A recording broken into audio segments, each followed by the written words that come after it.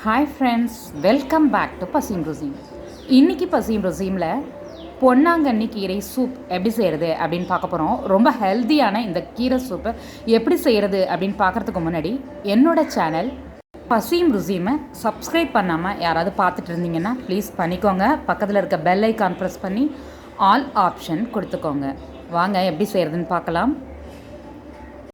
கீரையை நல்லா வாஷ் பண்ணிவிட்டு காம்பெல்லாம் ரிமூவ் பண்ணிவிட்டு இலைகளை மட்டும் எடுத்து, பெரிய இலைகளாக இருந்துச்சுனாக்கா கைகளால் இப்படி பிச்சாலே வந்துடும். அது அந்த மாதிரி பிச்சு நம்ம குட்டி குட்டியாக தூளாக்கிக்கலாம். இன்னும் பசங்கள்லாம் சாப்பிட்ணுன்னா இன்னுமே நல்லா தூளாக்கிட்டோன்னா அவங்க சாப்பிட்றதுக்கு ஈஸியாக இருக்கும்.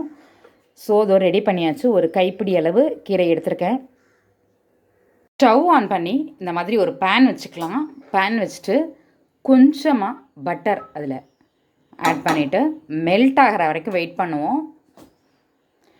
மெல்ட் ஆன பிறகு ஒரு 1/4 ஸ்பூன் இஞ்சி பூண்டு விழுது சேர்த்துக்கலாம். நீங்கள் ஜாஸ்தியாக கூட சேர்த்துக்கலாம். இஞ்சி பூண்டு வந்துட்டு ஜாஸ்தியாக கூட சேர்த்துக்கலாம் உங்கள் டேஸ்ட்டுக்கு தகுந்த மாதிரி. நான் கொஞ்சம் கம்மியாக சேர்த்துக்கிறேன். இதோ லைட்டாக இப்போ மெல்ட் ஆக ஆரம்பிச்சிச்சு. இந்த சமயத்தில் இஞ்சி பூண்டு விழுதை சேர்த்துட்டு கொஞ்சம் லைட்டாக அதில் ஃப்ரை பண்ணிக்கலாம். இப்போது இஞ்சி பூண்டு விழுது நல்லா ஃப்ரை ஆகிடுச்சு பட்டரில். இந்த சமயத்தில் நம்ம கொஞ்சமாக தண்ணி ஊற்றிக்கலாம்.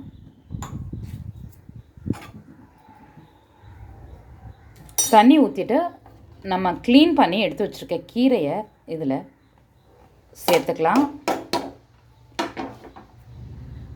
கீரை நல்லா பாயில் ஆகணும். அதனால் கொஞ்சம் நேரம் க்ளோஸ் பண்ணி வச்சு பாயில் பண்ணிக்கலாம்.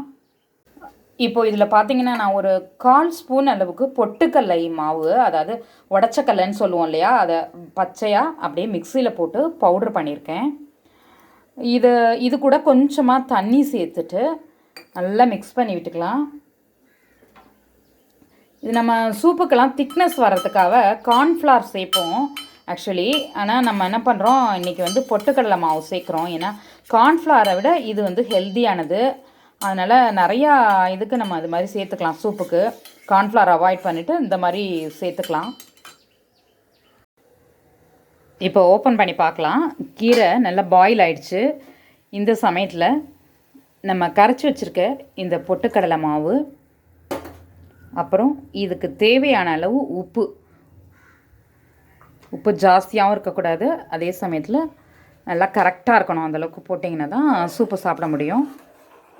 இப்போ ஒரு கொதி லைட்டாக வரட்டும். நம்ம அந்த பொட்டுக்கடலை மாவு சேர்த்துருக்கோம் இல்லையா, ஸோ ஒரு கொதி வர வரைக்கும் நம்ம வெயிட் பண்ணலாம். இப்போ நல்லா கொதி வந்துச்சு. ஆஃப் பண்ணிவிட்டு நம்ம இதை ஒரு பவுலில் சேர்த்துக்கலாம்.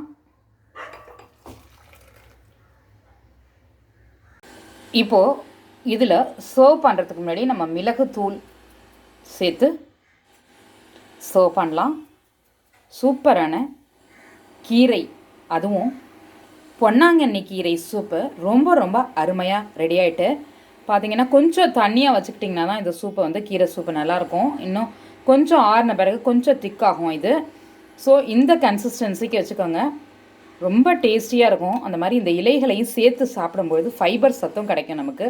நல்லா வெந்திருக்கும் கீரை, அதனால் ரொம்ப சூப்பராக இருக்கும். இந்த சூப்பை நீங்கள் கண்டிப்பாக ட்ரை பண்ணுங்கள். இது கூட சூப்பு ஸ்டிக் அப்படின்னு எல்லா சூப்பர் மார்க்கெட்லேயும் கிடைக்கும். அதை வாங்கிட்டு டிப் பண்ணிவிட்டு அது ஒரு ரூபா சாப்பிட்டுட்டு இந்த சூப்பு ஒரு ரூபா குடிச்சிங்கன்னா ரொம்ப ரொம்ப டேஸ்டியாக இருக்கும். எல்லா சூப்புக்குமே அந்த சூப் ஸ்டிக் யூஸ் பண்ணலாம். நான் நெக்ஸ்ட் டைம் வாங்கிட்டு உங்களுக்கு நான் காமிக்கிறேன் அதை. இந்த வீடியோ உங்களுக்கு பிடிச்சிருந்தா லைக் பண்ணுங்கள். மறக்காமல் உங்கள் ஃப்ரெண்ட்ஸ் கூட ஷேர் பண்ணுங்கள். பசியும் ருசியுமை இது வரைக்கும் சப்ஸ்கிரைப் பண்ணாதவங்களாக இருந்தால் ப்ளீஸ் பண்ணிக்கோங்க. பக்கத்தில் இருக்க பெல் ஐக்கான் ப்ரெஸ் பண்ணி ஆல் ஆப்ஷன் கொடுத்துக்கோங்க. அப்போ தான் என்னோடய நோட்டிஃபிகேஷன் எல்லாமே உங்களுக்கு வரும்.